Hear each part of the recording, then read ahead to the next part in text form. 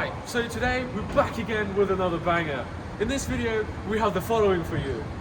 There's no montage today because it's 12:40 a.m. on the day of you seeing this. What I tried to do in this video was replace both drive shafts to try and fix the wobble that I showed you guys last week. The pads didn't do anything, and so I thought I'll replace the drive shafts in case it's the NSCV joints. One drive shaft turned up, so I went to fit that, spilled a bit of oil, and then it progressed from there.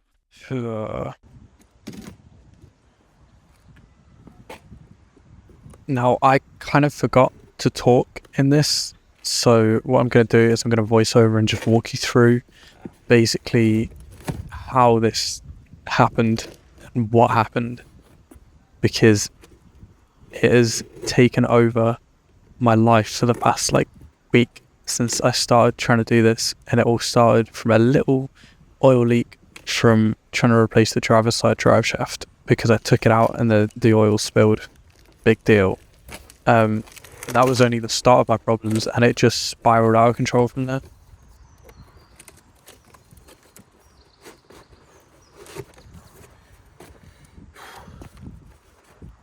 What I'm doing now is I open this, and as you can see, I was expecting 2 drive shafts, so I was a little bit confused when it turned up with 1.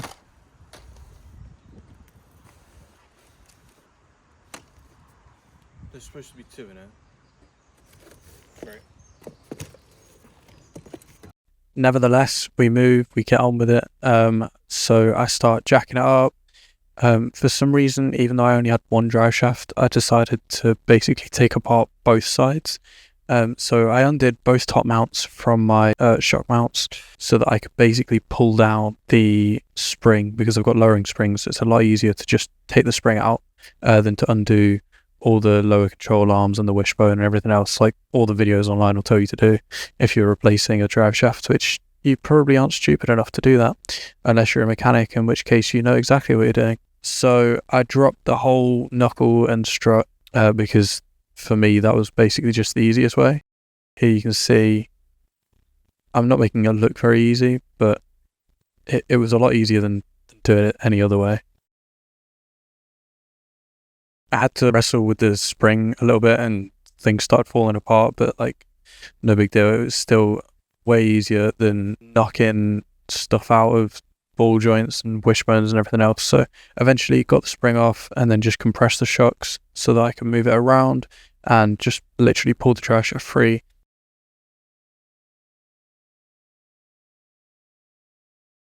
At this point, I've just got to go underneath and pop it out, and lo and behold, this happens.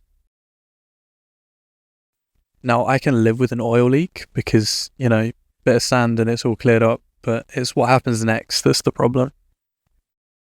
Oh, fuck.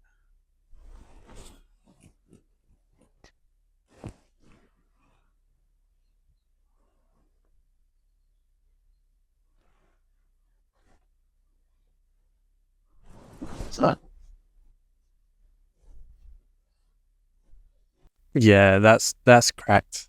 And it turns out it's actually cracked on the top as well, which I didn't even realize until after. So what was a little oil spill has now turned into such a nightmare. We had an oil leak. It's still dripping. I've managed to crack my gearbox casing, so that's fun. Now we're going to fit the other drive shaft because that one didn't fix it. The driver's side didn't fix it, so now we've got the passenger side to fix. And we're also going to have to weld up the gearbox housing. So fun. We're waiting on the TIG torch because I didn't have a TIG torch. We've got a MIG torch, but not TIG. We've also, I forgot to film this, rigidified this, which is my intake, which was this. So yeah, what I was trying to say was we replaced the original rubber intake pipes with aluminium pipes so that it would make the sound travel better, and you'd hear more of that turbo chatter. Anyway, this is me now replacing the passenger side drive shaft the same way I replaced the driver's side, just taking the top mounts, springs off, everything, just moving it all out the way and then sliding it back in. This all went surprisingly, but I have no idea whether it's fixed the wobble or not because I haven't been able to drive it since the gearbox is still cracked as of recording this. I have a plan to try and fix it in the next 14 hours. So fingers crossed everything goes to plan. Just to show you like the crack. So this is after I've kind of dremeled it out so that I can create a groove so that I can weld it into it. But I've decided I don't want to weld into it because I haven't got a gas welder, and I'm not going out and buying argon to do it just for that little 3 centimeter fucking groove. But without it, it's just not going to come out as a good weld. So I don't want to patch it up because it's not going to hold oil, and I need it to hold oil. That is why the groove is there. But hopefully in the next clip, it will be fixed. Okay. It's currently the 26th of March. This video is supposed to go out 2 weeks after the last one. And the last one went out, I think it might be a month ago, maybe more, maybe slightly less, but around a month ago from when I'm filming this. And the video might still not go out, depending on how quickly I can get this all finished. I think I should have it out for tomorrow, and today is Thursday. I think it has been 4 weeks, which is fun to say the least. However, what we have achieved in that time, as you might be able to tell, you probably can't, because watching back the original footage, I don't know really what I was filming. I could feel the wobble. It was bad. I drove up to Manchester to see Dave, excellent by the way, with some of my friends. In the back, they could feel it, passenger could feel it. I was like this the whole way up. Horrible. Luckily, the A50 is so bad I could barely feel the wobble because the road just made it feel like it was wobbling anyway. But it not great. So anyway, long story short, we've cracked the gearbox, obviously. That was still leaking last night, might be patched now. I put another dab of GB weld on it. I'm gonna check it in when I stop this drive. Rear brake pads, I'll put a clip up over this now. Yeah, they're quite bad. That is, you are seeing right, I can see the disc through the pad. There was no pad left, it was just the backing plate, and even half of that had gone. So it was a little bit bad. The only saving grace is I have now replaced the pads. I'm on the way to get discs because I can still hear them rubbing a little bit. There's a policeman in front of me.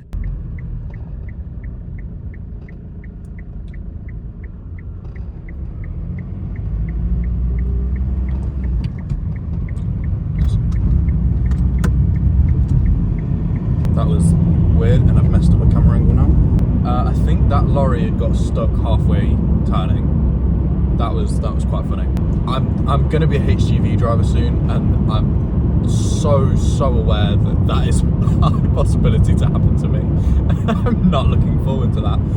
But anyway, where was I? Fix the leak. Hopefully, I can hear the brake discs every time I put the brakes on. There's still a wobble from the back from them because of how really bad they were. I don't know how I let it get to that point. I've had brake checks, like not brake checks, but like I've taken it into a garage and asked them to just check over the brakes just for sanity. Like, I know what I'm looking at, but obviously no one's picked that up, and I don't know how. Anyway, long story short, after replacing both drive shafts, front discs and pads, rear pads, and cracking the gearbox and whatever else in the meantime, the wobble was still there going up to Manchester. So effectively what we've done is given up a little bit, and then I thought, I still have my old wheels. I don't think it is, because I had my wheels checked, and I had them straightened out, and I had them all balanced, and they were all good and nice and whatever. But on the off chance that my wheels are out of balance or buckled or whatever, because these roads are fucking awful, I'm just going to swap the old ones back on. And I'm now doing 60, because I'm on the back roads, and it feels pretty smooth. There's still a slight wobble, but it feels like it's coming from behind me, and I think that's just my brake discs, or possibly a slightly overly worn tyre. It was my wheels the whole time, which is so annoying, because I've done all of that, spent all that money, and I've replaced God knows how much, broken God knows how much, for absolutely no reason, and that is just sad. But it's not wobbling as much now. It is a little bit. There is a little bit of a big deal. It's to the point where I can live with it, and it just kind of feels like rotating mass, and it feels like these wheels aren't great either. But the old ones are definitely buckled, like severely buckled, or at the very least unbalanced or not properly balanced. But other than that, we might actually get this video out today. I'm going to replace the brake discs, which is going to be a job in itself, because replacing the pads wasn't too bad, but the carrier didn't want to come off, so I just left the carrier on and put the pads in, because you don't really need the carrier on. It just makes it slightly easier. I'm about to park up.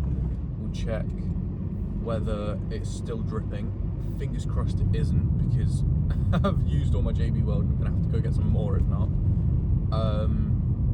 But yeah, we shall see.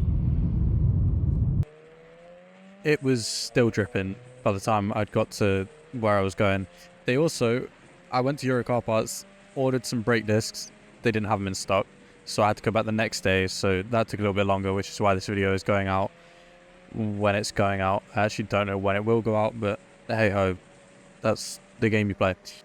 We ran into a few more little issues. The leak's still leaking. Went to Halford's, got some stop leak. I've been layering that on. That still hasn't worked, so we'll see about that. Also went out to get diesel, literally couldn't find any. On the way back, come over a crest, round a bend, like the crest was on the bend, so there was literally like nothing I could really do about it. There was a dead badger. It was just in the middle of my lane. Went straight over it, because by the time I'd come round, seen it and whatever, if I'd have tried to react, I'd have probably sent myself skidding. There's just no point in trying to overcorrect or panic or whatever. So hit that. Thought I'd got away with it at first, because it didn't hit the front bumper, and then all of a sudden it took out one of my low rear lights. It also took out my exhaust, which in all fairness wasn't put on the best. It was kind of held together with like exhaust putty and gum bandages and God knows what else. It wasn't the best fix I'd ever done, and I was meaning to get round to actually properly fixing it, but it's properly welded up and fixed now. I'll put a picture up. It was already dead by the time I hit it, so at least there's that I don't have to feel bad about. But yeah, so fix that today, fix the light where it was fine, and then the leak is still leaking. We're going to keep trying to fix that, but it is what it is. It's going to take some time.